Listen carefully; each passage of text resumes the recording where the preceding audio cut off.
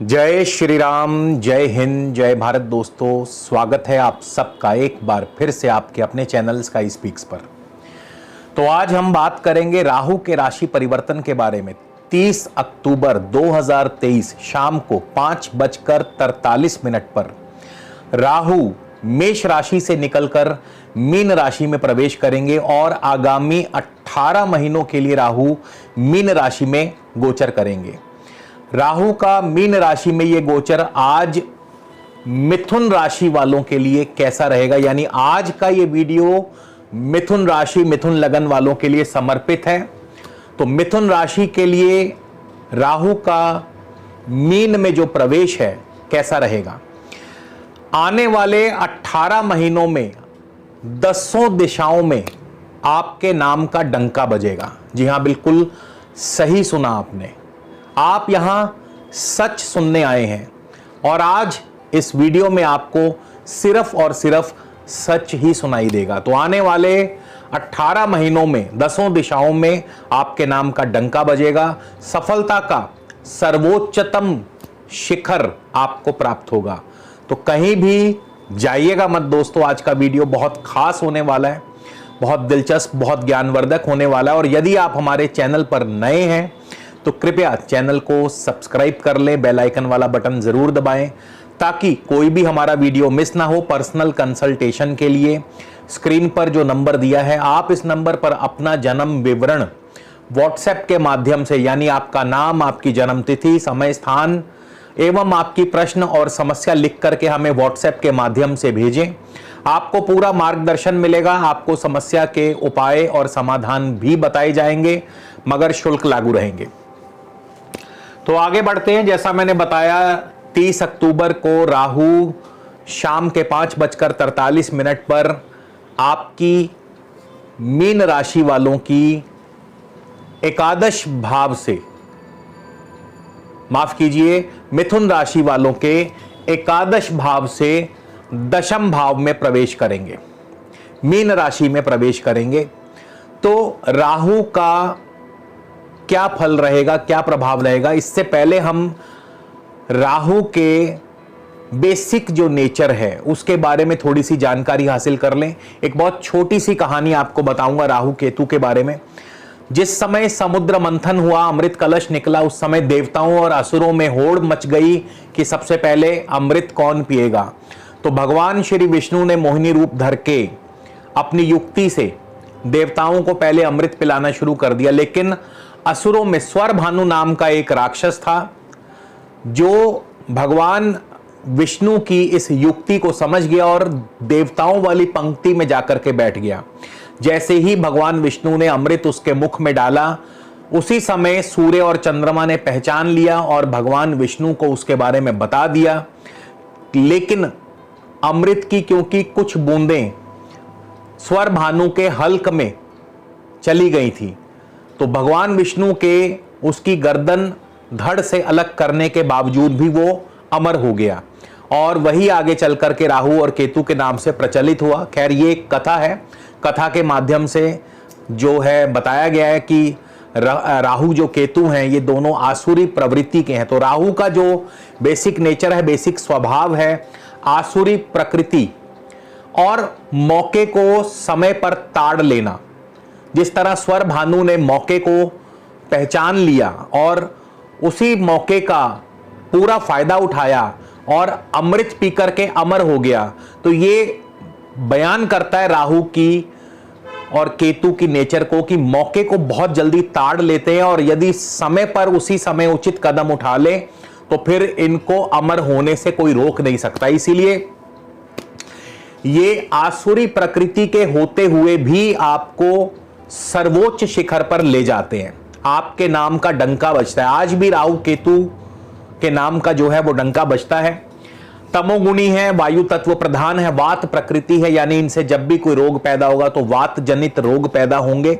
इसके अलावा मलिन स्वभाव है इनका, क्रूर ग्रह हैं, क्रूर ग्रहों की श्रेणी में आते हैं। दक्षिण दिशा जो है इनकी मानी गई है। स्वराशि कन्या है, मिथुन में या वृषभ में उच्च के हो जाते हैं और धनु और मीन राशि में शत्रु क्षेत्री हो जाते हैं। हालांकि मीन राशि में शत्रु क्षेत्री है, लेकिन मीन राशि सम राशि है, स्त्री राशि है, तो यहां पर राहु शुभ प्रभाव, शुभ फल देते हैं। राहु का जो बेसिक कारक है, कारकत्व है, राहु की जो बेसिक क्वालिटीज हैं, अचानक धन लाभ करवाना, गुप्त धन दिलवाना, लॉटरी के माध्यम से, सट्टा शेयर बाजार के माध्यम से, या 2 नंबर के कार्यों से, इस प्रकार की जितने भी कार्य क्षेत्र हैं वो राहु के अधीन आते हैं। और प्रेत बाधा, विष बाधा, जुआ, विदेश यात्राएं, ये सभी राहु के अधिकार क्षेत्र में आती हैं। अब राहु जो हैं आपके मिथुन राशि से दशम भाव में आने वाले हैं, और मिथुन राशि वालों के लिए राहु दशम भाव में हो तो अलग अलग आचार्यों का जो मत है, सबसे पहले मैं वो मत, उन आचार्यों का जो भी उन्होंने लिखा है राहु के बारे में, वो आपको मैं पढ़ के बताऊंगा, उसका अर्थ बताऊंगा, तो आप स्वयं ही समझ जाएंगे कि जो मैंने आपसे कहा कि राहु जो है आपके 10 दिशाओं में आपके नाम का डंका बजने वाला है, तो आप स्वयं ही मेरी इस बात से सहमत होंगे। तो चमत्कार चिंतामणि में लिखा है, सदा मलेच्छ संगतो तीव गर्वम लभेत, मानिनो कामिनी भोग मुच्चे, जनैर्व्याकुलोस सुखम नाधीशेते, मदार्थ व्ययी कर कर्मा खगय गो। अर्थात राहु जब भी दशम भाव में आते हैं तो ऐसा व्यक्ति जो है नशे या 2 नंबर के कार्यों से धन लाभ पाता है। विजय माल्या की कुंडली में राहु दशम भाव में बैठा है, अब मुझे बताने की जरूरत नहीं है। तो नशे या 2 नंबर के कार्यों से धन लाभ पाता है, ऐसा व्यक्ति दुष्ट लोगों की संगति से धन लाभ पाता है। दुष्ट लोगों की संगति, ऐसा व्यक्ति कामातुर होता है, परस्त्रीगामी होता है, ऐसा व्यक्ति घमंडी भी होता है, विदेशियों से, विदेशी लोगों से, विदेशी व्यापार से धन कमाने वाला होता है। तो ये चमत्कार चिंतामणि में लिखा है। इसके अलावा ज्योतिष के महान प्रकांड पंडित हुए ऋषि जीवनाथ जी, उन्होंने क्या लिखा है, अगौ वित्ता पायोधिकमन वधानेन दशमे यदात सौख्य मलेच्छात प्रभवती कुर्गवस्त नुभृत तथा चिंताधिक्यम स्वजन जनकै किम सुखमलम सदारा अंडनारी सुरत वर प्रीतिरभित। संस्कृत मेरी थोड़ी कमजोर है, उसके लिए क्षमा प्रार्थी हूं। तो जीवनाथ जी ने लिखा है कि राहु जब दशम भाव में आते हैं तो व्यक्ति का जो धन है अनैतिक कार्यों से, दुष्ट लोगों से ऐसा व्यक्ति धन कमाता है। ऐसे व्यक्ति को घमंड होता है, ऐसे व्यक्ति को चिंता भी होती है, यानी चिंताएं भी घेरती हैं, और ऐसा व्यक्ति पर स्त्रियों से संपर्क रखता है, दुर्जनों से प्रेम करता है, दुष्ट लोगों से प्रेम करता है। तो ये श्री जीवनाथ जी ने लिखा है। अन्य विद्वानों का जो मत है दशम भाव के राहु के ऊपर, उस पर चर्चा कर लें। और अन्य विद्वानों में अकबर के दरबार में एक महान ज्योतिषी हुए थे, अब्दुल रहीम खान खाना, कवि भी थे, ज्योतिषी भी थे। उनका मत जो है इस बारे में, राहु जब दशम भाव में आते हैं, उनका क्या मत है, रासो बादशाह खाने भवे जो रावरो गनी विपक्ष पक्ष रहितो मोइश पुरत रुद्यत। तो खान खाना ने कहा कि जिसका दशम भाव में राहु आए, ऐसा व्यक्ति महाबली, परोपकारी, शत्रुहीन, धनवान और चिंता युक्त हृदय वाला होता है, यानी उसके हृदय में कोई ना कोई चिंता अवश्य होती है। ये अब्दुल रहीम खान खाना अकबर के दरबार के ज्योतिषियों में एक थे। इसी तरह एक अन्य ज्योतिषी हुए महेश, ऋषि महेश, उन्होंने लिखा, पितु नो सुखम कर्म गोयस्य राहु स्वयं दुर्मग शत्रुनाशम करोति रुजो वाहने वात पीड़ाम च जंतो यदा सौख्यगो मीनगा कष्ट भाजम। अर्थात जिसके भी दशम भाव में राहु आए उसे पिता का कष्ट होता है, यानी उसके पिता को कष्ट होता है, ऐसा व्यक्ति शत्रुनाशक होता है। ऐसे व्यक्ति को वाहनों से कष्ट हो सकता है, यानी वाहन से चोट लग सकती है। वात रोग यानी वात जनित रोग होते हैं।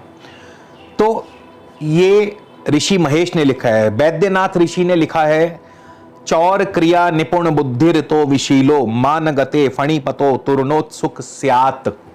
अर्थात यदि राहु जिसके दशम भाव में आए तो ऐसा व्यक्ति नैतिक और अनैतिक को ताक पर रख करके धन कमाता है।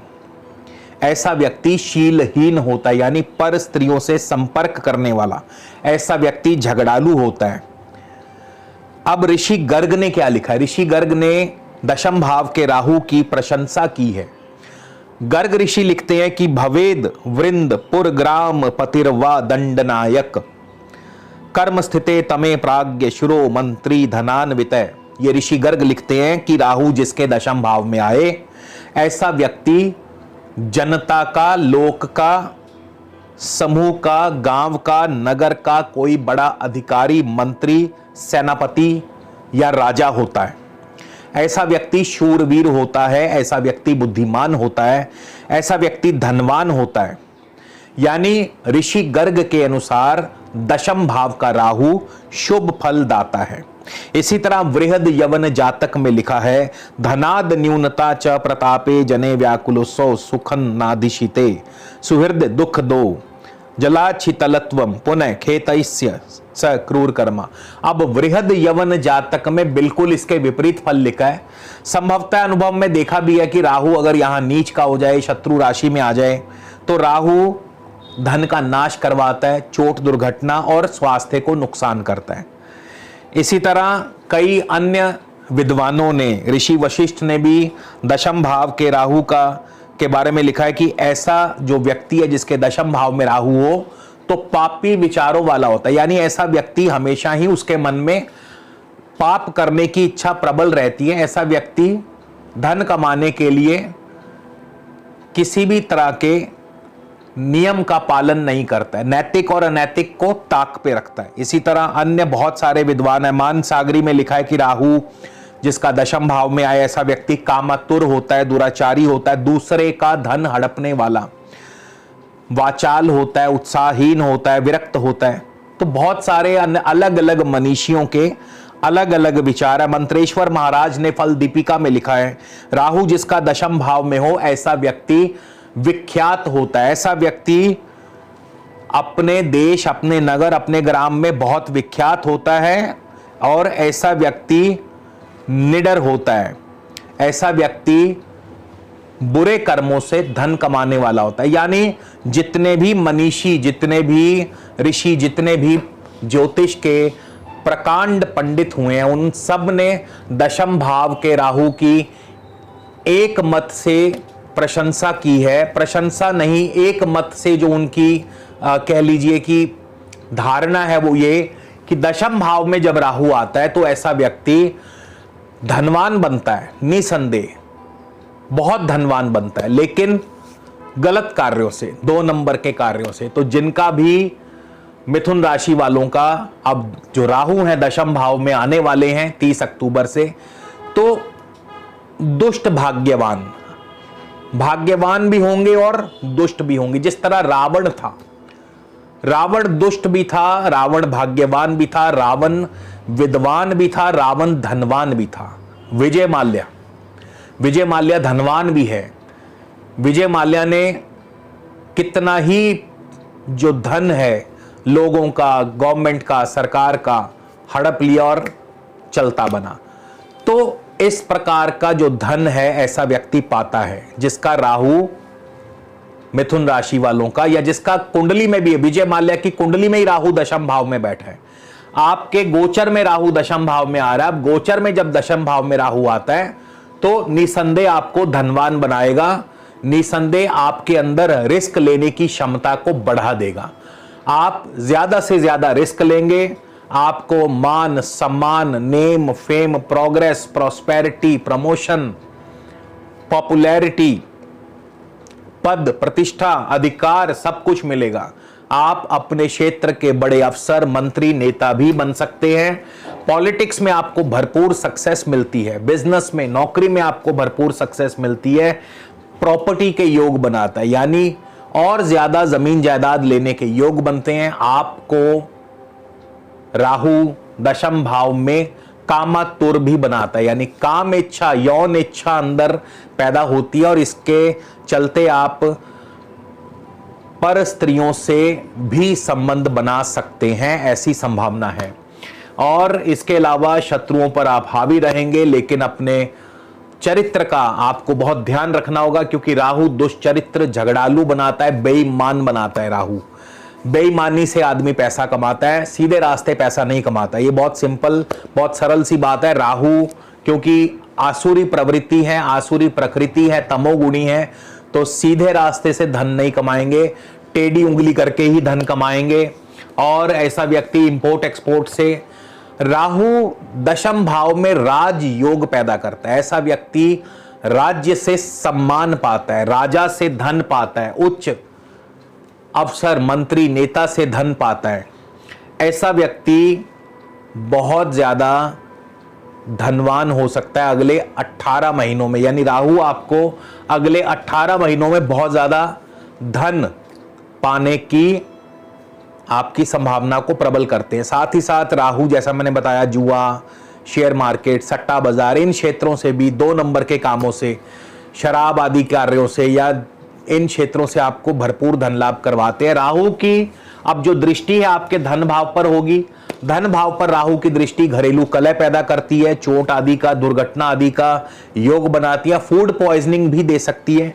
राहु की आपके चौथे भाव पर दृष्टि रहने से आपके प्रॉपर्टी के योग प्रबल करती है। प्रॉपर्टी में अच्छी खासी आपको जमीन जायदाद से सफलता मिलती है, लेकिन साथ ही साथ माता पर कष्ट या पेट आदि रोग की संभावना। राहु की छठे भाव पर दृष्टि आपको शत्रु जेता बनाती है, यानी शत्रुओं पर आप हावी रहेंगे, मगर साथ ही साथ नेत्र में यानी आंखों में कष्ट भी हो सकता है। तो राहु जो है मल्टीपल तरीके से आपको फल दे सकते हैं। अब राहु के लिए बहुत जरूरी है, क्योंकि राहु सीधे रास्ते से आपको काम नहीं करने देंगे, तो बहुत जरूरी है आप अपना जो पुण्य कर्म है वो भी साथ साथ करते रहे, यानी राहु को शुभ करते रहे। आप हो सके तो ज्यादा से ज्यादा परोपकार के कार्य करें, आप ज्यादा से ज्यादा लोगों की सेवा सहायता करें, ज्यादा से ज्यादा आप दिव्यांग जो लोग हैं उनकी सेवा सहायता करें, तो इससे कहीं ना कहीं आपके जो पाप कर्म है वो भी कटते रहेंगे। तो इसी के साथ दोस्तों आपसे विदा लेता हूं, अगले वीडियो में फिर मिलेंगे। जय श्री राम, जय हिंद, जय भारत।